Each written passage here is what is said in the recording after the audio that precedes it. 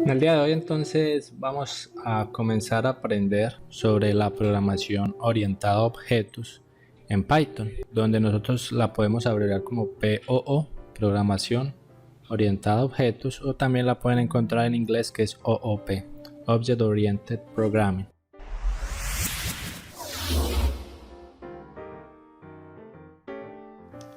Si lo deseas, puedes aumentar la velocidad del video para que hagas la explicación mucho más rápida o dinámica. Vamos a ver que hasta este punto de nuestro curso hemos sido capaces de realizar diversos programas empleando Python. Principalmente hemos usado 4 patrones básicos de programación.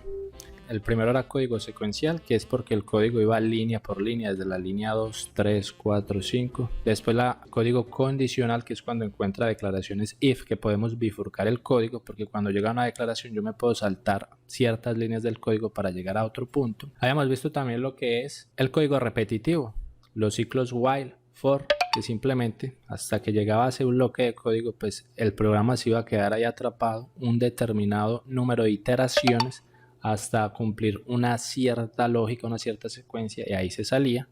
Y finalmente habíamos visto cómo almacenar y reutilizar funciones. Ya sabemos crear nuestras propias funciones, ya sabemos llamarlas para que vengan a nuestro scope de Python.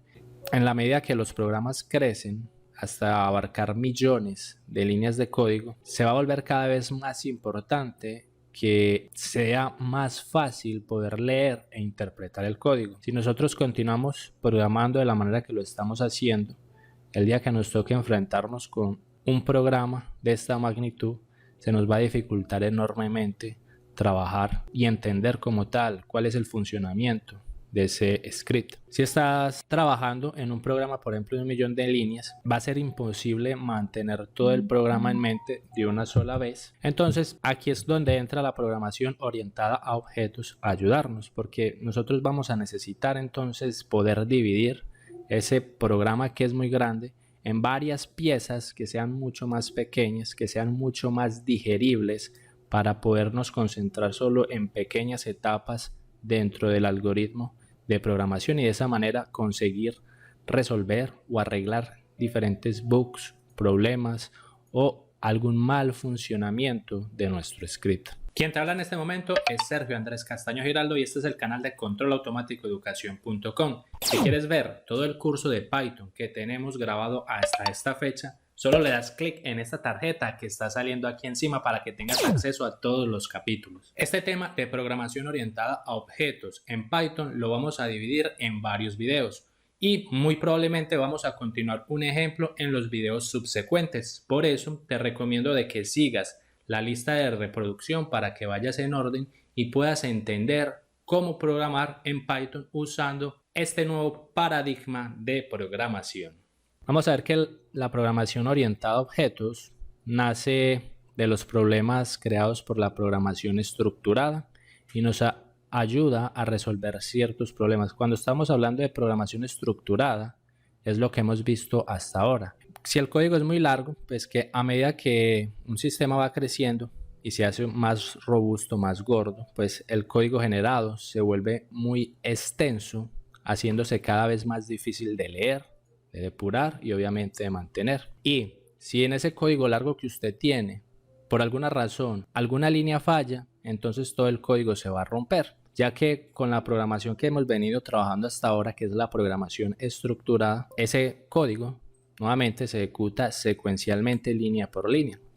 Y al momento de que alguna de esas líneas falla, pues todo el código pues va a parar de funcionar. Y entonces, como estamos hablando de millones de líneas de código, muchas veces es hasta complicado encontrar la falla porque tal vez esa línea afecte otras líneas pasadas dentro de todo ese código largo, principalmente si no utilizamos buenas prácticas de programación como la reutilización de código. Si uno hace mucho copy-paste con un código, muy probablemente va a caer en fallos, principalmente cuando el código es muy extenso. Entonces, en otras palabras, lo que es la programación estructurada me va a generar un código que va a ser difícil de mantener con el tiempo.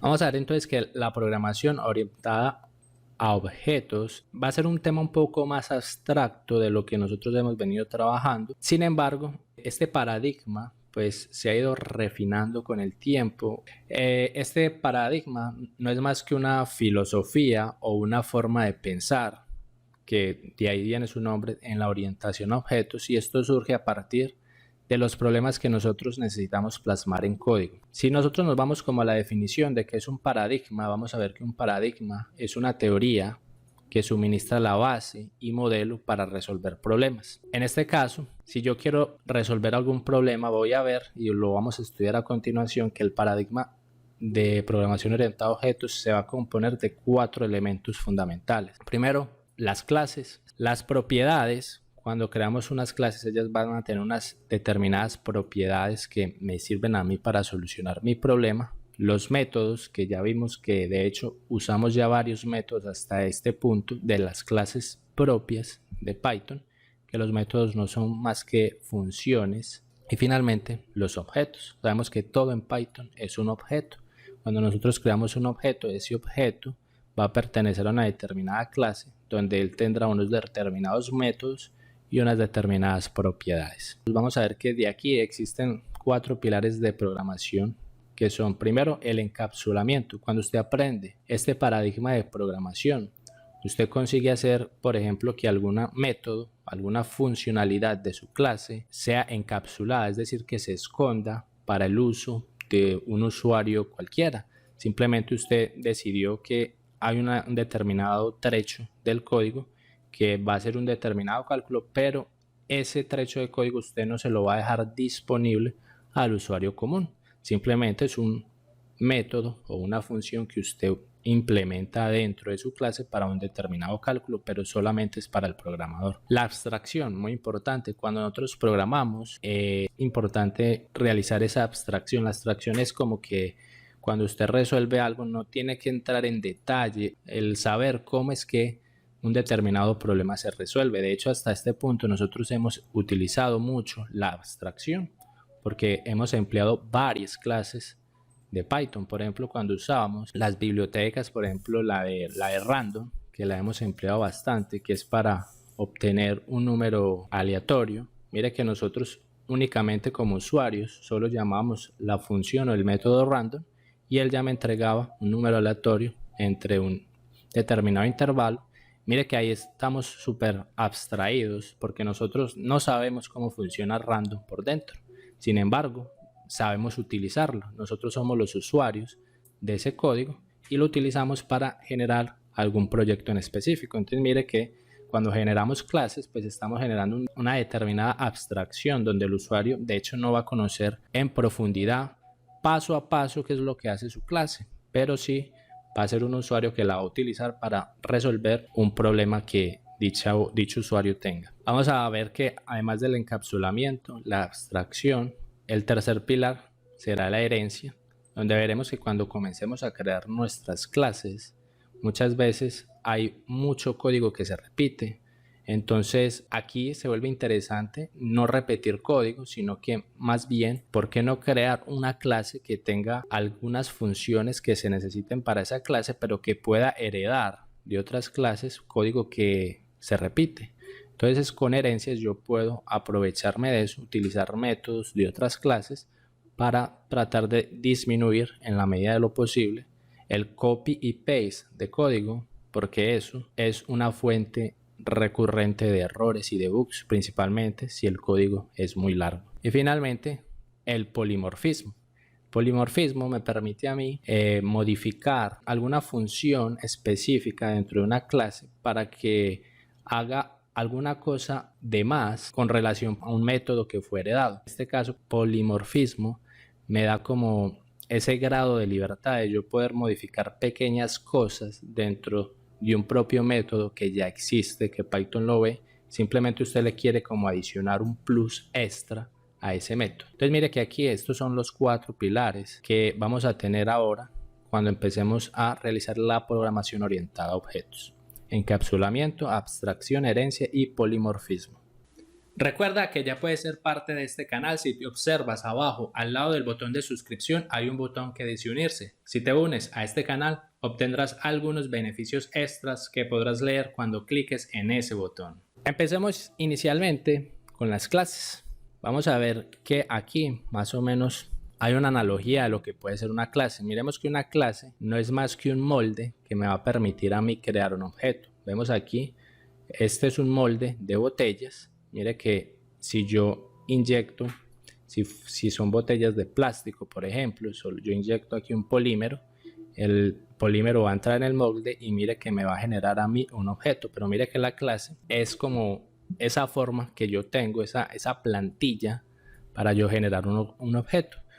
Una clase va a ser capaz entonces de definir un objeto junto con sus propiedades. En este caso, mire, el objeto sería esta botella. Este objeto va a tener unas propiedades que son como unas características. Por ejemplo, no sé, es de color transparente, tiene tanta altura, en fin. Y también va a tener sus métodos, ¿cierto? Se puede vaciar, se puede llenar. Los métodos son como las acciones que puedo generar.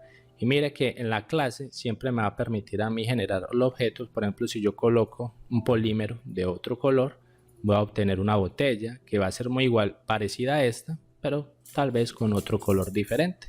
Entonces creo dos objetos que en sí son parecidos, pero tienen atributos diferentes. Uno tendrá un atributo de tener un color transparente, en cuanto a otra botella tendrá un atributo de tener un color azul, verde, rojo, en fin. Finalmente vemos que el objeto como tal pues es la instancia de una clase. Básicamente la instancia, cuando digo que todo lo que nosotros hemos creado hasta ahora es cuando nosotros por ejemplo definimos una variable y se le asignamos algún valor, o cuando creamos una lista que usábamos aquellas funciones list o dig para el diccionario. Realmente nosotros lo que estamos haciendo es instanciando un objeto, es decir, en ese momento le estamos diciendo a Python, ¿sabes qué?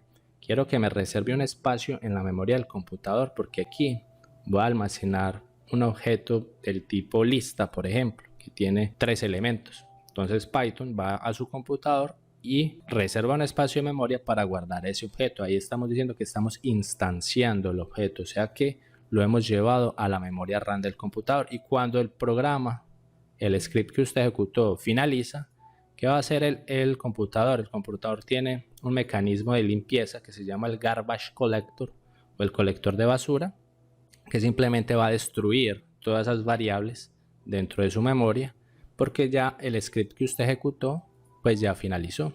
Cuando usted vuelve y lo ejecuta, entonces otra vez Python va a tratar de instanciar todas esas variables, va nuevamente a buscar qué espacios dentro de la memoria RAM están disponibles para almacenar los objetos que estamos creando. A diferencia, por ejemplo, cuando hasta ahora no lo hemos trabajado, pero si nosotros trabajamos, por ejemplo, con archivos, diga usted, estamos modificando un archivo, una base de datos, en ese caso, pues usted modifica el archivo, pero mire que cuando el script finalice, pues el archivo no se le va a borrar, el archivo se va a mantener en su computadora.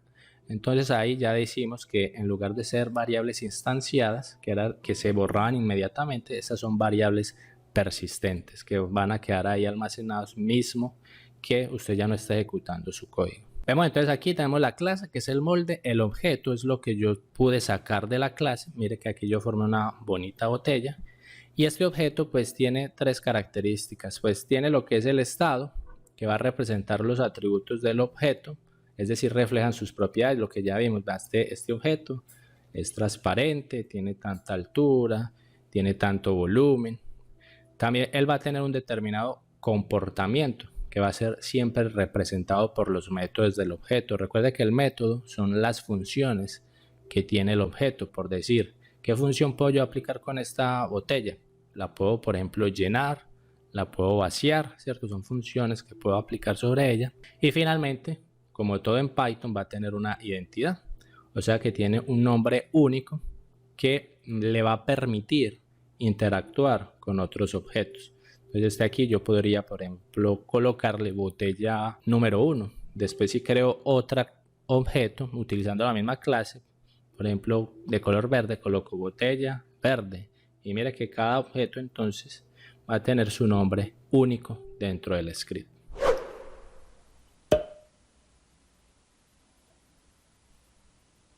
Todo esto entonces que estamos viendo aquí, esto es conocido como tipos de datos abstractos, donde nuevamente recordemos que en Python todo, absolutamente todo, desde el primer momento que empezamos a programar aquí, todo es un objeto.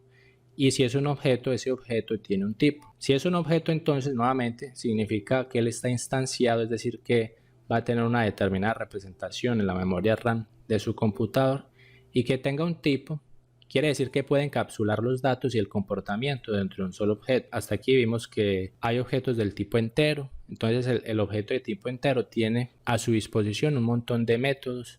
Vimos que está el objeto del tipo str, que lo trabajamos bastante, que tiene un montón de métodos, que si eran mayúsculas, si eran minúsculas, que si era un número, que no sé qué. Entonces mira que cada objeto tiene un tipo asociado y cada tipo pues tendrá un número de métodos a los cuales puede hacer uso. Y las formas de nosotros poder interactuar con un objeto que estamos creando es inicialmente el objeto. Usted cuando tiene su clase, que era aquella molde, por ejemplo de botellas, usted puede crear todos los objetos que quiera teniendo su clase, puede manipularlos como quiera para hacer un determinado cálculo, una determinada operación, mostrar algún resultado, y también los puede destruir en el momento que usted lo desea.